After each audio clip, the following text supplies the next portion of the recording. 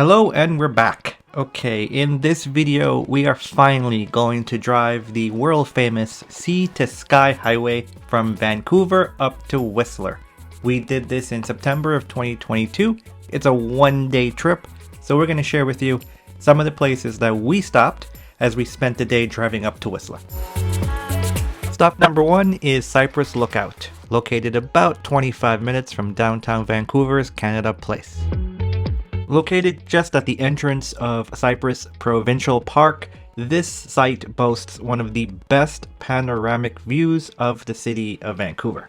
On a clear day, you can see across the Georgia Strait to Vancouver Island and southeast to Mount Baker in Washington State.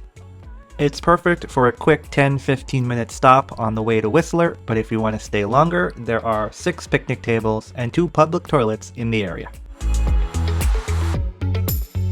The overcast and haze makes it a bit difficult to get a good clear video of the view, but here's a shot from the DSLR camera.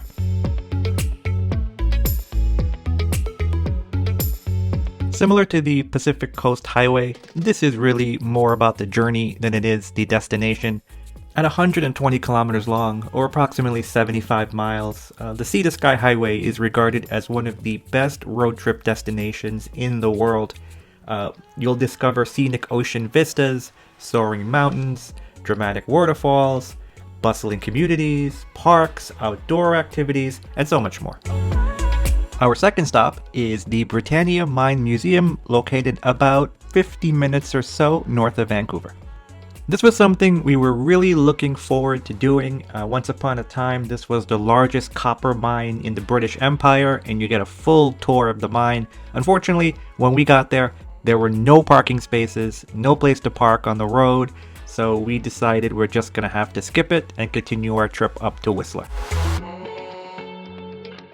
Our next stop is Shannon Falls, which is the 3rd tallest waterfall in British Columbia. From the Britannia coal mine, Shannon Falls is literally 5 minutes up the road, located within Shannon Falls Provincial Park. The closest parking lot to the falls is free, but limited. We ended up parking across the street at a different lot, which may or may not have been okay, but we got away with it. The walk from the parking lot to Shannon Falls is super quick on a very well-maintained trail.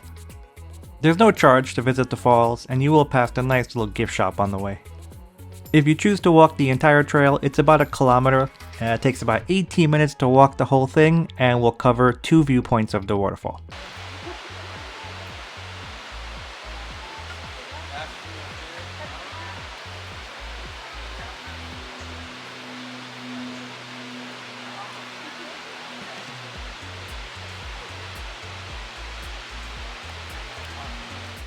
And no more than a 10-minute walk from Shannon Falls is our next stop, the Sea to Sky Gondola. Arguably the most popular attraction on the Sea to Sky Highway is the Sea to Sky Gondola, which is a 10-minute gondola ride taking you 3,000 feet into Mount Habrish. You can purchase a day pass, which includes a gondola ride up the mountain and then back down for about $60 Canadian or $45 US per person.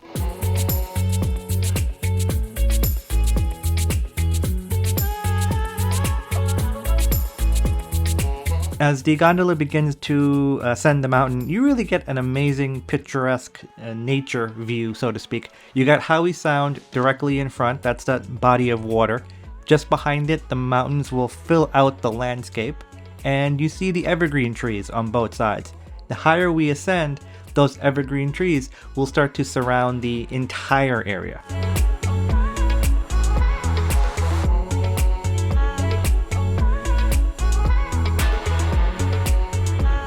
And we've made it to the top. First thing I see is a suspension bridge there. Looks like we can cross over. Might be kind of cool to do. And then check out the views over there. We'll explore what there is to do here. I see a bar, I see a restaurant, I saw a sign for poutine. So we'll check all that out.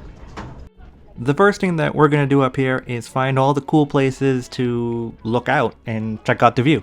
So there are several viewing platforms. If you circle the summit area, we're going to check those out and show you what they look like.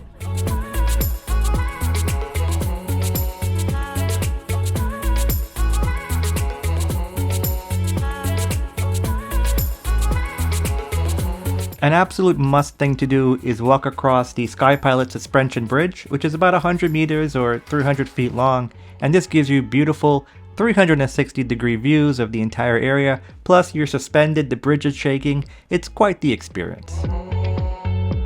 It's around lunchtime, so we're gonna grab a snack at this local poutine shack. Everybody's recommending the butter chicken poutine for $18 Canadian, so that's what we're gonna grab.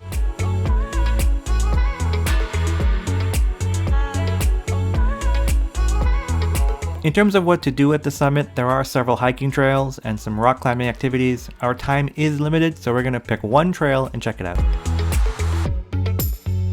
So we're gonna do Wonderland Lake Loop, which takes us to Wonderland Lake, about 1.6 kilometers or 2 miles for the entire loop. And once we get to the lake, there is an elevated boardwalk that circles the lake and puts you back on the trail.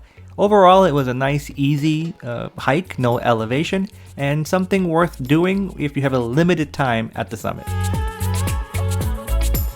Before we leave, just gonna check out the gift shop. We spent about 2 hours overall at the summit.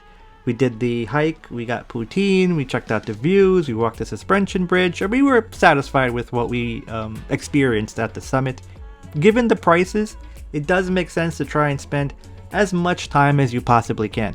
One really important thing I want to point out, there was a gentleman who we saw online with us that lost his ticket to the gondola. He bought a return ticket, but somewhere up at the summit he lost it. They did not let him board to go back down.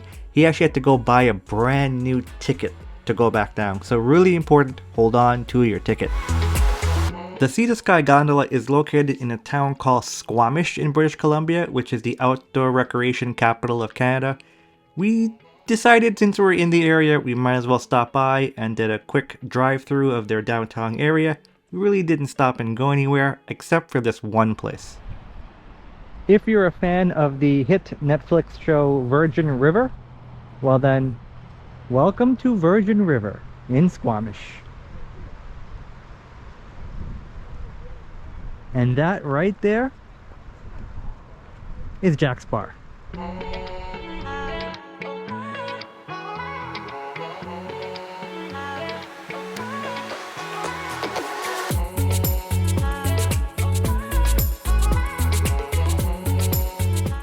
And our final stop before arriving in Whistler is going to be Brandywine Falls Provincial Park. Now right now, according to Google, the park is closed, but when we were there in September of 2022, the park was open. So we've parked in the lot. There were some spots around 4 o'clock in the afternoon, and we're going to start this trail over to the waterfall.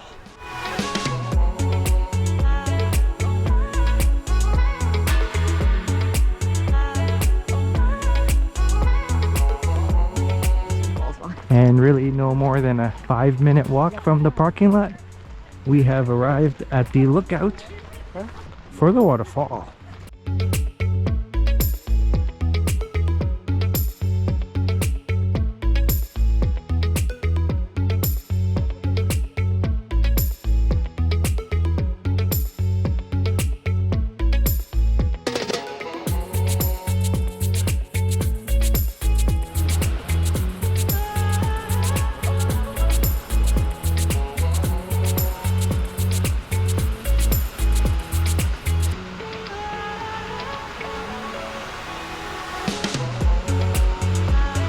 And starting from 10 o'clock this morning, we've made it to our endpoint. We have arrived in Whistler, British Columbia.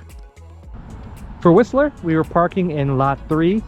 It's free, parking is free after 5, between 5 and 8, and right now it's 5 o'clock. So we're parked in lot 3, and we're gonna head this way into the village and kind of just take a stroll around the village, see what there is to see, and get some food.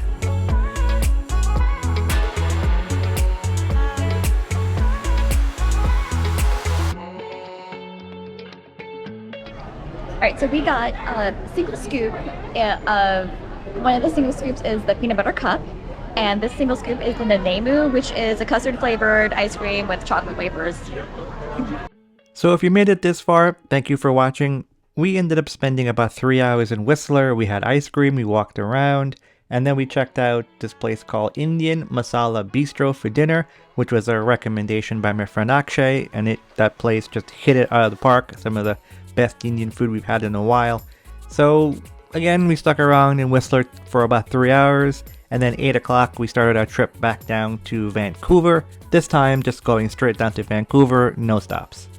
So if you're thinking about doing something very similar, you got one day in Vancouver that you want to dedicate to a drive up the famous Sea to Sky Highway, and you want to cover the absolute must stops along that way, I hope this video gives you some ideas.